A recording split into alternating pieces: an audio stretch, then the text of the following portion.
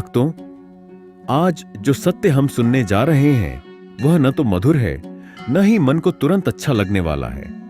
यह वह सत्य है जिसे सुनकर मन पहले विरोध करता है, अहंकार असहज हो जाता है और हृदय कहता है, नहीं, यह मेरे लिए नहीं हो सकता।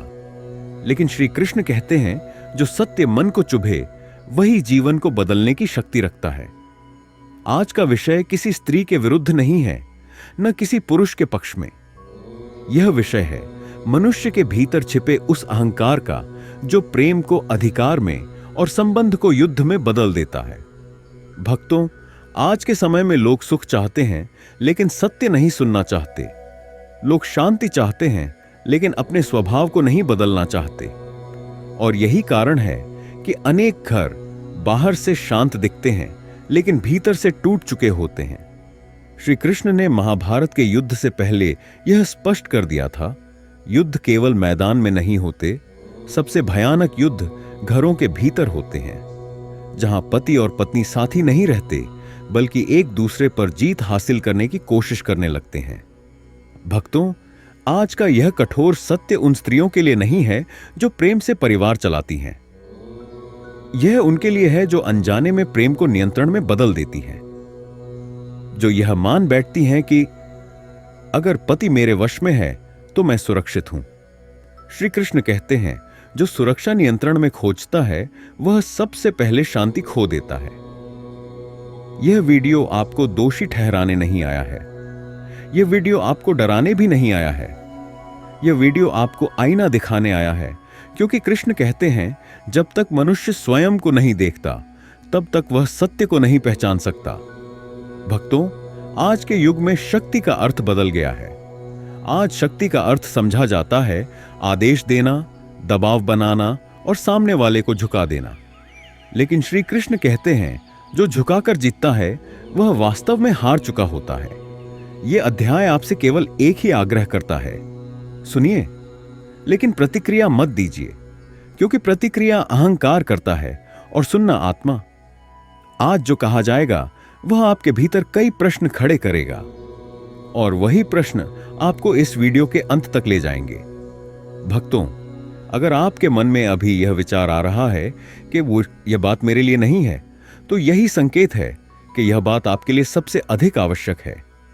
कृष्ण कहते हैं, जिस सत्य से मन भागता है वही सत्य मुक्ति का द्वार खोलता है। तो स्वयं से एक वचन लीजिए कि आप इस वीडियो को न विरोध की भावना से सुनेंगे, न समर्थन की भावना से, बल्कि समझने की भावना से सुनेंगे, क्योंकि आगे जो सत्य आने वाला है वह धीरे धीरे मन के भीतर छिपे सबसे गहरे बंधनों को उजागर करेगा। भक्तों, यह केवल शुरुआत है। आगे हम जानेंगे कि पति पर राज करने की चाह कहां से जन्म लेती है और क्यों वह स्त्री भीतर से कभी शांत नहीं रह पाती। श्री कृष्ण के शब्दों में, जब प्रेम सत्ता बन जाता है तो शांति विदा ले लेती है। भक्तों, यदि कोई श्री कृष्ण को ठीक से समझ ले तो वह यह कभी नहीं कहेगा कि कृष्ण ने स्त्री को दोष दिया या पुरुष को श्रेष्ठ बताया। कृष्ण का मार्ग दोष का नहीं, बोध का मार्ग है। वे व्यक्ति नहीं देखते, वे कर्म देखते हैं। वे शरीर नहीं देखते, वे स्वभाव देखते हैं। श्री कृष्ण गीता में स्पष्ट कहते हैं, मनुष्य जैसा करता है वैसा ही बन जाता है। यह नियम न स्त्री के लिए अलग है न पुरुष के लिए। जब कोई भी व्यक्ति अपने रिश्ते में अहंकार, नियंत्रण और अधिकार को प्रवेश दे देता है तो वहीं से उसकी शांति का पतन शुरू हो जाता है। भक्तों, आज बहुत लोग ये प्रश्न करते हैं, अगर स्त्री पति पर राज करती है तो इसमें गलत क्या है? कृष्ण कहते हैं, गलत राज करना नहीं है, गलत है राज की इच्छा। क्योंकि जहां राज करने की इच्छा होती है वहां समानता नहीं रहती, और जहां समानता नहीं रहती वहां प्रेम धीरे धीरे दम तोड़ देता है। श्री कृष्ण के अनुसार पति और पत्नी स्वामी और सेवक नहीं है। वे कहते हैं, पति पत्नी दो शरीर हो सकते हैं लेकिन उनका धर्म एक ही होना चाहिए, संतुलन। जब एक ऊपर बैठना चाहता है और दूसरा नीचे दब जाता है तो धर्म टूट जाता है। भक्तों, कृष्ण ने कभी यह नहीं कहा कि स्त्री मौन रहे या निर्णय न ले। उन्होंने यह कहा कि निर्णय में अहंकार न हो। जब निर्णय साथ चलने के लिए लिया जाए तो वह धर्म है, लेकिन जब निर्णय दूसरे को दबाने के लिए लिया जाए तो वही अधर्म बन जाता है। यहां कृष्ण एक गहरी बात कहते हैं, जो स्वयं को श्रेष्ठ मानने लगता है वह सीखना बंद कर देता है। पति पर राज करने की चाह इसी श्रेष्ठता के भ्रम से जन्म लेती है। मैं ज्यादा समझदार हूं, मुझे ज्यादा पता है, मेरे बिना यह कुछ नहीं कर सकता। ये वाक्य धीरे धीरे मनुष्य को अंधा बना देते हैं। भक्तों, कृष्ण कहते हैं, अंधा वह नहीं होता जो देख नहीं सकता, अंधा वह होता है जो स्वयं को दोष रहित समझता है। ऐसी स्थिति में स्त्री को लगता है कि वह सब ठीक कर रही है, लेकिन भीतर ही भीतर उसका मन अशांत होता चला जाता है। कृष्ण का दृष्टिकोण बहुत सरल है लेकिन बहुत कठोर भी। वे कहते हैं, यदि तुम्हारा कर्म दूसरे की स्वतंत्रता छीनता है तो वह कर्म तुम्हें कभी शांति नहीं देगा, चाहे वह कर्म प्रेम के नाम पर ही क्यों न किया गया हो। भक्तों, यहां समझने योग्य एक और सत्य है, नियंत्रण और जिम्मेदारी एक जैसे नहीं होते। जिम्मेदारी में चिंता होती है, नियंत्रण में भय होता है, और जहां भय होता है वहां प्रेम केवल एक अभिनय बनकर रह जाता है। श्री कृष्ण कहते हैं, जो संबंध भय से चलता है वह भीतर से पहले ही टूट चुका होता है। ऐसे संबंध में बाहर से सब सामान्य दिखता है, लेकिन भीतर मन ही मन दोनों अकेले होते हैं। भक्तों, कृष्ण का संदेश आज भी उतना ही स्पष्ट है। दोष खोजोगे तो लड़ाई मिलेगी, अधिकार चाहोगे तो अशांति मिलेगी, लेकिन यदि कर्म सुधारोगे तो शांति स्वयं तुम्हारे द्वार आएगी। यह अध्याय हमें यह सिखाता है कि समस्या स्त्री या पुरुष नहीं है, समस्या है अहंकार से जन्मा कर्म, और जब तक कर्म नहीं बदलता तब तक भाग्य भी नहीं बदलता। भक्तों, जब हम कहते हैं पति पर राज करने वाली स्त्री, तो अधिकतर लोगों के मन में एक ही चित्र उभरता है, चीखना, लड़ना, आदेश देना। लेकिन श्री कृष्ण कहते हैं, राज हमेशा ऊंची आवाज से नहीं होता, अक्सर वह मौन में छिपा होता है। वास्तविक राज्य दिखाई नहीं देता, वह महसूस होता है। कृष्ण कहते हैं, जो दूसरे के निर्णय को धीरे धीरे समाप्त कर दे वही सच्चा नियंत्रण है। पति पर राज तब शुरू होता है जब पति बोलना तो चाहता है लेकिन बोल नहीं पाता, जब वह निर्णय लेना चाहता है लेकिन उसे यह विश्वास दिला दिया जाता है कि तुम गलत हो। भक्तों, आइए समझते हैं कि राज वास्तव में किन किन रूपों में घर के भीतर प्रवेश करता है। जब स्त्री कहती है, अगर तुम ऐसा करोगे तो मैं दुखी हो जाऊंगी, यह वाक्य प्रेम नहीं, बंधन बन जाता है। कृष्ण कहते हैं, जहां भावनाओं को हथियार बनाया जाए वहां प्रेम समाप्त हो जाता है। पैसे कैसे खर्च होंगे, किससे मिलना है, कहां जाना है, क्या पहनना है, जब हर निर्णय एक ही व्यक्ति ले तो दूसरा व्यक्ति सिर्फ निभाने वाला बन जाता है। और कृष्ण कहते हैं, जो केवल निभाता है वह भीतर से धीरे धीरे मरने लगता है। फलां का पति ऐसा करता है, तुमसे तो वो ज्यादा समझदार है। भक्तों, तुलना शब्दों से नहीं, आत्मसम्मान से खेलती है। कृष्ण कहते हैं, जिसका आत्मसम्मान टूट जाए वह शरीर से नहीं, मन से गुलाम बन जाता है। अगर मेरी बात मानोगे तो मैं खुश रहूंगी। यह प्रेम नहीं, शर्त है। और कृष्ण कहते हैं, जहां शर्त होती है वहां आत्मा सांस नहीं ले पाती। कुछ स्त्रियां खुद को हर समय पीड़ित दिखाती हैं, हर स्थिति में खुद को सही और पति को दोषी। कृष्ण कहते हैं, जो स्वयं को हमेशा पीड़ित दिखाता है वह दूसरों को अपराधी बना देता है। भक्तों, इन सब रूपों में एक बात समान है, नियंत्रण। और कृष्ण कहते हैं, नियंत्रण का अर्थ है दूसरे की स्वतंत्रता से डर। अब एक बहुत गहरा सत्य समझिए, अक्सर पति पर राज करने वाली स्त्री यह सब जानबूझकर नहीं करती, वह स्वयं डरी हुई होती है। डर छूट जाने का, अकेले रह जाने का, अपमान का। और कृष्ण कहते हैं, डर से लिया गया हर निर्णय अशांति को जन्म देता है। भक्तों, जब स्त्री पति पर राज करती है तो वह सोचती है कि उसने घर संभाल लिया, लेकिन वास्तव में उसने घर में युद्ध की नींव रख दी होती है, क्योंकि एक मन दबा रहता है और दूसरा सदैव चौकन्ना। श्री कृष्ण कहते हैं, जिस घर में एक को चुप रहना पड़े और दूसरे को सतर्क रहना पड़े वहां शांति केवल अभिनय बन जाती है। अब यह समझना बहुत आवश्यक है, कृष्ण यह नहीं कहते कि स्त्री चुप रहे, वे कहते हैं स्त्री साथी बने, शासक नहीं। साथी बनने में संवाद होता है, शासन में आदेश। भक्तों, यदि आप यह अध्याय सुनते हुए असहज महसूस कर रहे हैं तो घबराइए मत। कृष्ण कहते हैं, असहजता ही परिवर्तन का पहला संकेत है। भक्तों, अब तक हमने यह समझ लिया कि पति पर राज किस किस रूप में दिखाई देता है, लेकिन अब प्रश्न यह है, यह प्रवृत्ति जन्म कहां से लेती है? क्यों कोई स्त्री धीरे धीरे नियंत्रण की राह पर चल पड़ती है? श्री कृष्ण कहते हैं, हर अशांति का बीज अहंकार में छिपा होता है। भक्तों, अहंकार अचानक नहीं आता, यह बहुत चुपचाप मन में प्रवेश करता है, इतना धीरे कि मनुष्य को पता भी नहीं चलता और वह उसके स्वभाव का हिस्सा बन जाता है। कृष्ण कहते हैं, अहंकार सबसे पहले यह भ्रम देता है कि साइन मैं ही सही हूं।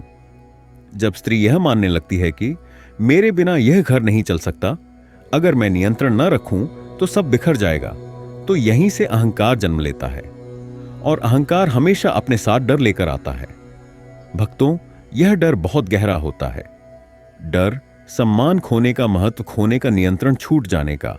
और कृष्ण कहते हैं, डर से जन्मा हर निर्णय शांति को नष्ट कर देता है। अब ध्यान से समझिए, जब अहंकार बढ़ता है तो मनुष्य सुनना बंद कर देता है। पति कुछ कहता है लेकिन स्त्री सुनती नहीं, वह केवल उत्तर देने की तैयारी करती है। कृष्ण कहते हैं, जो सुन नहीं सकता वह समझ भी नहीं सकता। यहीं से शांति की मृत्यु शुरू हो जाती है। घर में आवाजें तो होती हैं लेकिन संवाद नहीं रहता। बहस होती है लेकिन समाधान नहीं निकलता। साथ रहना मजबूरी बन जाता है और प्रेम एक औपचारिकता। भक्तों, अहंकार की एक और पहचान है हमेशा सही साबित होने की चाह। ऐसी स्त्री यदि गलती भी करे तो स्वीकार नहीं कर पाती। वह कहती है, अगर मैंने ऐसा किया तो मजबूरी थी। कृष्ण कहते हैं, जो अपनी गलती स्वीकार नहीं कर सकता वह कभी हल्का नहीं हो सकता। और जब मन हल्का नहीं होता तो शांति कैसे आएगी? यही कारण है कि पति पर राज करने वाली स्त्री अक्सर कहती है, मुझे चैन नहीं मिलता, मैं हमेशा थकी रहती हूं। कृष्ण कहते हैं, अहंकार सबसे पहले मन को थका देता है। भक्तों, एक बहुत कठोर सत्य सुनिए। जब स्त्री पति पर राज करती है तो वह सोचती है कि उसने स्वयं को सुरक्षित कर लिया, लेकिन वास्तव में उसने स्वयं को सदैव सतर्क रहने की सजा दे दी होती है, क्योंकि राज बनाए रखने के लिए हर समय चौकन्ना रहना पड़ता है। कृष्ण कहते हैं, जो हर समय चौकन्ना रहता है वह कभी शांत नहीं रह सकता। और यही कारण है कि ऐसी स्त्री हंसते हुए भी भीतर से खाली होती है। भक्तों, अहंकार एक और खतरनाक काम करता है। वह मनुष्य को यह विश्वास दिला देता है कि मेरे बिना दूसरा कुछ नहीं, और यहीं से प्रेम मर जाता है, क्योंकि प्रेम समानता में जीता है, श्रेष्ठता में नहीं। श्री कृष्ण कहते हैं, जहां एक ऊंचा और दूसरा नीचा हो वहां प्रेम नहीं, केवल समझौता होता है। और समझौते से घर चल सकता है लेकिन आत्मा नहीं। भक्तों, यदि इस अध्याय को सुनते हुए आपके मन में हल्की सी बेचैनी है तो इसे टालिए मत। कृष्ण कहते हैं, बेचैनी इस बात का संकेत है कि सत्य ने द्वार खटखटाया है। भक्तों, अब तक हमने यह जाना कि अहंकार कैसे जन्म लेता है और कैसे वह शांति को मार देता है। लेकिन अब एक और भी गहरा सत्य समझना आवश्यक है। जो युद्ध बाहर दिखाई नहीं देता वही सबसे अधिक घातक होता है। श्री कृष्ण कहते हैं, मनुष्य का सबसे बड़ा शत्रु उसका अपना मन होता है। भक्तों, पति पर राज करने वाली स्त्री अक्सर बाहर से बहुत मजबूत दिखाई देती है। वह निर्णय लेती है, सब संभालती है, सबको दिशा देती है, लेकिन भीतर एक युद्ध चल रहा होता है। एक ऐसा युद्ध जिसमें कोई जीतता नहीं। ऐसी स्त्री के मन में सबसे बड़ा डर होता है, अगर मैंने डील दी तो सब हाथ से निकल जाएगा। यह डर उसे हर समय सतर्क रखता है। कृष्ण कहते हैं, डर से जागा हुआ मन कभी विश्राम नहीं कर सकता। वह हर बात पर नजर रखती है, हर शब्द का अर्थ निकालती है, हर प्रतिक्रिया को अपने पक्ष में मोड़ना चाहती है, और इसी प्रक्रिया में वह स्वयं को थका देती है। भक्तों, जहां राज होता है वहां भरोसा नहीं टिकता। ऐसी स्त्री अपने पति पर पूरा विश्वास नहीं कर पाती। वह सोचती है, अगर मैंने छोड़ दिया तो वह बदल जाएगा।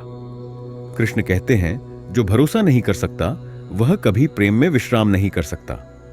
भरोसे की यह कमी धीरे धीरे शक में बदल जाती है और शक हर खुशी को झार बना देता है। पति पर राज करने वाली स्त्री अक्सर शिकायत करती है, मुझे कभी संतोष नहीं मिलता, क्योंकि राज करने से संतोष नहीं मिलता। कृष्ण कहते हैं, संतोष उसे मिलता है जो स्वीकार करना जानता है, न कि उसे जो बदलना चाहता है। वह सोचती है, मैं इतना कर रही हूं, फिर भी मुझे चैन क्यों नहीं? उत्तर सरल है, क्योंकि उसका मन हमेशा लड़ाई की मुद्रा में है। भक्तों, लगातार नियंत्रण, लगातार चौकन्नापन, लगातार सही साबित होने की चाह, यह सब मन को अंदर से तोड़ देता है। ऐसी स्त्री अक्सर कहती है, मैं बिना वजह थक जाती हूं। कृष्ण कहते हैं, थकावट केवल शरीर की नहीं होती, थकावट मन की भी होती है। और जब मन थक जाता है तो छोटी छोटी बातें भी पहाड़ जैसी लगने लगती हैं। यह सबसे दुखद सत्य है। पति पास होता है पर मन दूर होता है, घर भरा होता है पर हृदय खाली होता है। कृष्ण कहते हैं, जो प्रेम में राज करता है वह अंत में अकेला रह जाता है। भक्तों, यह अकेलापन सबसे खतरनाक होता है, क्योंकि यह भीड़ में भी इंसान को अलग थलग कर देता है। अब एक बहुत गहरी बात समझिए, अक्सर पति पर राज करने वाली स्त्री यह सब जानबूझकर नहीं करती, वह बस अपने भीतर की असुरक्षा से लड़ रही होती है। और कृष्ण कहते हैं, जो अपने भीतर से नहीं लड़ता वह बाहर युद्ध करता है। भक्तों, यही कारण है कि ऐसी स्त्री बार बार कहती है, मुझे शांति नहीं मिलती, क्योंकि शांति किसी को वश में करने से नहीं, स्वयं को समझने से मिलती है। श्री कृष्ण का यह वाक्य यहां बहुत गहरा है। जो अपने मन को जीत लेता है उसके लिए कोई शत्रु नहीं रहता, और जो अपने मन से हार जाता है उसके लिए हर संबंध युद्ध बन जाता है। भक्तों, यदि इस अध्याय के दौरान आपके मन में कहीं ना कहीं अपनी ही छवि दिखाई दी हो तो स्वयं को दोष मत दीजिए। कृष्ण कहते हैं, पहचान ही परिवर्तन की शुरुआत है। जब स्त्री पति को अपने वश में रखने का प्रयास करती है तो वह एक कर्म करती है, दूसरे की इच्छा को दबाने का कर्म। कृष्ण कहते हैं, जो दूसरों की इच्छा को दबाता है उसकी अपनी इच्छाएं भी धीरे धीरे कुचल दी जाती हैं। यही कारण है कि ऐसी स्त्री कुछ भी पा लेने के बाद भी खुश नहीं रहती। भक्तों, स्वतंत्रता मनुष्य की आत्मा का स्वभाव है। जब आप किसी को भावनात्मक रूप से बांधते हैं तो आप उसके स्वभाव के विरुद्ध कर्म करते हैं।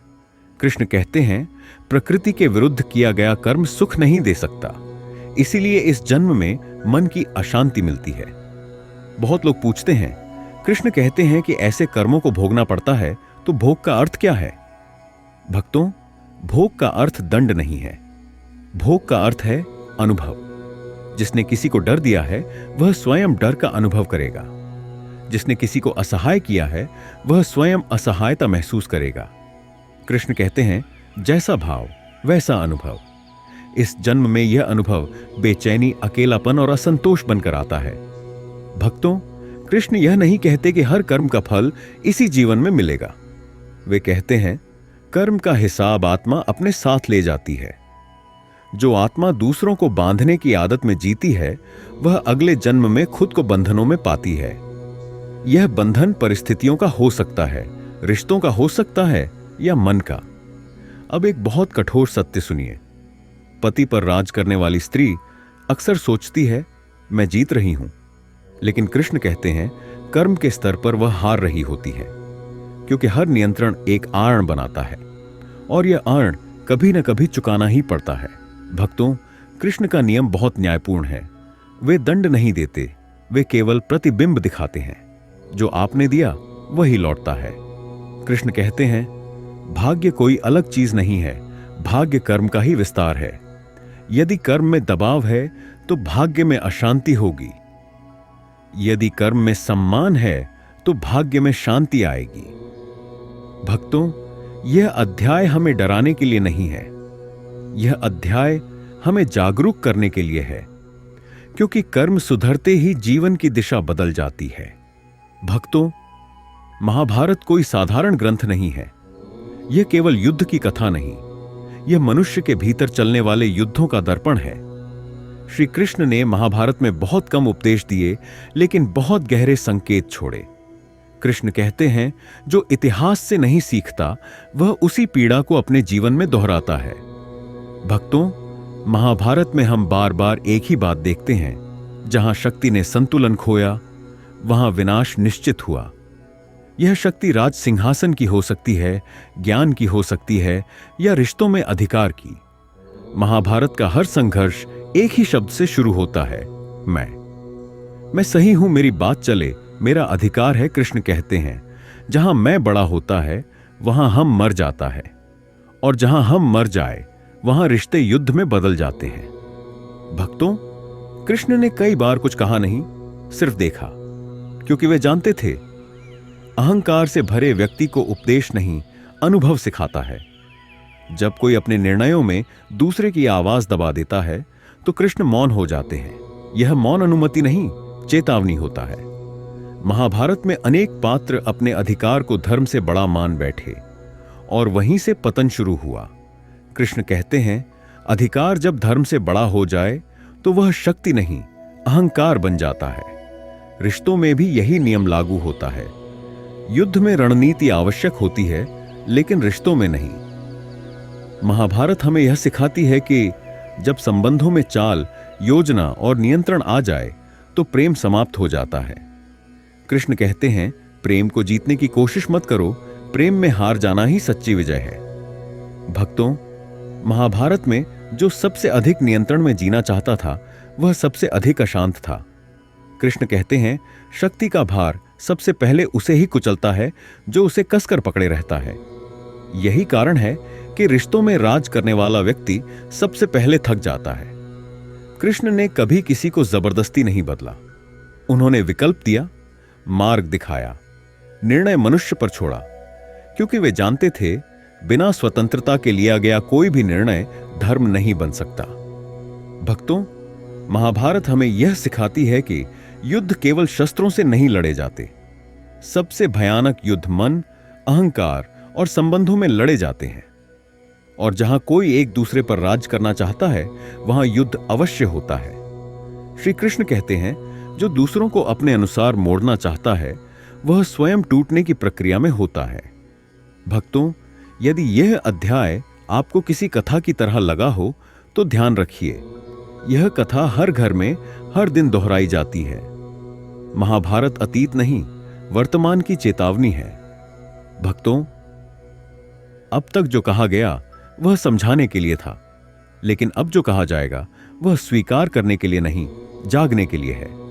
श्री कृष्ण कहते हैं, हर सत्य मधुर नहीं होता, लेकिन हर मधुर बात सत्य भी नहीं होती। भक्तों, कृष्ण का सबसे कठोर सत्य यह है, जो स्त्री पति पर राज करती है वह वास्तव में अपने ही मन पर अत्याचार कर रही होती है, क्योंकि राज बाहर चलता है लेकिन उसकी कीमत भीतर चुकानी पड़ती है। कृष्ण स्पष्ट कहते हैं, जहां सत्ता होती है वहां प्रेम डर के साथ जीता है। पति पर राज करने वाली स्त्री यह मान बैठती है कि डर से अनुशासन आता है, लेकिन कृष्ण कहते हैं, डर से केवल दूरी आती है, निकटता नहीं। पति आज्ञा मान सकता है लेकिन दिल से नहीं। वह साथ रहता है लेकिन भीतर से धीरे धीरे अलग हो जाता है। भक्तों, ऐसी स्त्री अक्सर कहती है, मैंने उसे संभाल रखा है, लेकिन कृष्ण कहते हैं, जिसे संभाल कर रखना पड़े वह अपना नहीं रहता। हर दिन राज बनाए रखने की चिंता, हर पल नियंत्रण खोने का डर, यही वह आग है जो भीतर शांति को जला देती है। कृष्ण कहते हैं, सम्मान उस व्यक्ति को मिलता है जो स्वतंत्रता देता है, न कि उसे जो उसे छीन ले। पति पर राज करने वाली स्त्री सम्मान चाहती है लेकिन तरीका गलत चुन लेती है, और गलत तरीका हमेशा उल्टा परिणाम देता है। भक्तों, जब स्त्री कहती है, अगर मेरी बात मानोगे तभी मैं खुश रहूंगी, तो प्रेम सौदा बन जाता है। और कृष्ण कहते हैं, जहां सौदा होता है वहां आत्मा थक जाती है। धीरे धीरे पति प्रेम नहीं, शांति खोजने लगता है, और स्त्री प्रेम नहीं, नियंत्रण। कृष्ण का यह सत्य सबसे पीड़ादायक है। वे कहते हैं, जो प्रेम में राज करने लगता है वह अंत में अकेला रह जाता है। पति पास होता है लेकिन मन दूर, घर भरा होता है लेकिन हृदय खाली, और यह खालीपन किसी बाहरी चीज से कभी नहीं भरता। भक्तों, ऐसी स्त्री अक्सर सोचती है, जब सब मेरे अनुसार हो जाएगा तब मुझे शांति मिलेगी। कृष्ण कहते हैं, जो सब कुछ अपने अनुसार चाहता है वह कभी शांत नहीं रह सकता, क्योंकि जीवन किसी के अनुसार नहीं चलता। भक्तों, यह अध्याय किसी को दोषी ठहराने के लिए नहीं है, यह एक अंतिम चेतावनी है। कृष्ण कहते हैं, अहंकार से भरा प्रेम सबसे पहले अपने ही धारक को जला देता है। यदि इस अध्याय को सुनते हुए आपके मन में चुप्पी छा गई है, तो यही संकेत है कि सत्य दिल तक पहुंच चुका है। भक्तों, अब तक जो सत्य आपने सुना वह भारी था, लेकिन श्री कृष्ण कभी केवल घाव नहीं दिखाते, वे मरहम भी देते हैं, क्योंकि कृष्ण का मार्ग दंड का नहीं, उद्धार का मार्ग है। भक्तों, सबसे पहले यह समझ लीजिए, कृष्ण यह नहीं कहते कि स्त्री कमजोर बने, वे यह भी नहीं कहते कि वह चुप रहे। कृष्ण कहते हैं स्त्री संतुलित बने। कृष्ण कहते हैं जहां संवाद होता है वहां नियंत्रण की आवश्यकता नहीं रहती। पति पर राज करने के स्थान पर यदि स्त्री खुलकर बात करना सीख ले तो आधी लड़ाइयां अपने आप समाप्त हो जाती हैं। संवाद का अर्थ है सिर्फ बोलना नहीं, सुनना। भक्तों, जब पति यह महसूस करता है कि उसकी बात सुनी जा रही है तो वह स्वयं जिम्मेदारी लेने लगता है, और जहां जिम्मेदारी आती है वहां राज की आवश्यकता समाप्त हो जाती है। कृष्ण कहते हैं, अहंकार चिल्लाता है, आत्मविश्वास शांत रहता है। पति पर राज करने वाली स्त्री अक्सर भीतर से असुरक्षित होती है, लेकिन जब स्त्री अपने मूल्य को दूसरे पर नियंत्रण से नहीं, अपने गुणों से पहचानती है तो उसे राज करने की आवश्यकता नहीं रहती। भक्तों, यह कृष्ण का अटूट नियम है, सम्मान मांगा नहीं जाता, सम्मान दिया जाता है। जब स्त्री पति के निर्णय, उसकी मेहनत और उसके प्रयासों का सम्मान करती है तो सम्मान स्वतः लौट कर आता है, और यह सम्मान डर से नहीं, प्रेम से उपजा होता है। कृष्ण कहते हैं, प्रेम बांधने से नहीं, छोड़ने से गहरा होता है। जब स्त्री पति को हर समय जांचने, नियंत्रित करने और परखने से मुक्त करती है तो संबंध हल्का हो जाता है, और हल्का मन ही शांत मन होता है। भक्तों, कृष्ण के अनुसार पति पत्नी का संबंध राजा प्रजा का नहीं है, यह सहयात्रियों का संबंध है, जहां निर्णय साथ लिए जाते हैं, जहां गलती दोनों सुधारते हैं, और जहां जीत किसी एक की नहीं, रिश्ते की होती है। कृष्ण कहते हैं, जो स्वयं से झूठ बोलता है वह संसार से कभी सत्य नहीं पा सकता। यदि स्त्री ईमानदारी से अपने भीतर झांके और पूछे, क्या मैं डर से निर्णय लेती हूं? क्या मैं सुनने से अधिक आदेश देती हूं? क्या मैं प्रेम को शर्त बना रही हूं? तो यहीं से परिवर्तन शुरू हो जाता है। भक्तों, यह सबसे बड़ा समाधान है। कृष्ण कहते हैं, जिसे जीत चाहिए उसे युद्ध मिलेगा, जिसे शांति चाहिए उसे संतुलन मिलेगा।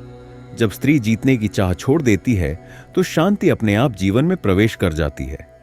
भक्तों, यह अध्याय एक नई शुरुआत है। यह बताता है कि गलती पहचानना हार नहीं है, गलती सुधारना ही सच्ची शक्ति है।